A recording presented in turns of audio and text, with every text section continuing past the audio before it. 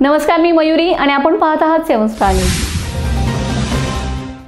हरदा जिल्ह्यातील डबल फाटक परिसरातून एक धक्कादायक बातमी समोर आली। 4 लहान मुलांची आई अचानक घरातून निघून गेली असून पतीचा संशय आहे की ती आपल्या प्रियकरासोबत पळून गेली।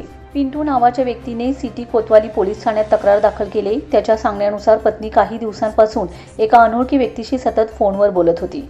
मंगळवारी सकाळी ती कोणालाही न सांगता अचानक घरातून बाहेर पडली आणि परत आलीच नाही। पोलिसांनी या घटनेची गंभीर दखल घेत तातडीने तपास सुरू केलाय। संबंधित महिलेचे कॉल रेकॉर्ड आणि परिसरातील सीसीटीव्ही फुटेज तपासले जात आहे।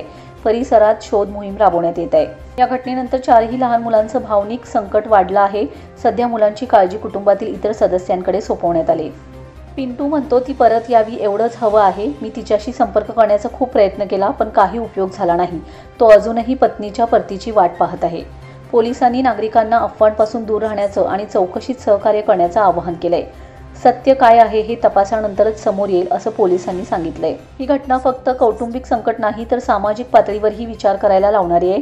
कुटुंब, नाती आणि विश्वास यांचा विस्कटलेला धागा इथे दिसून येतोय।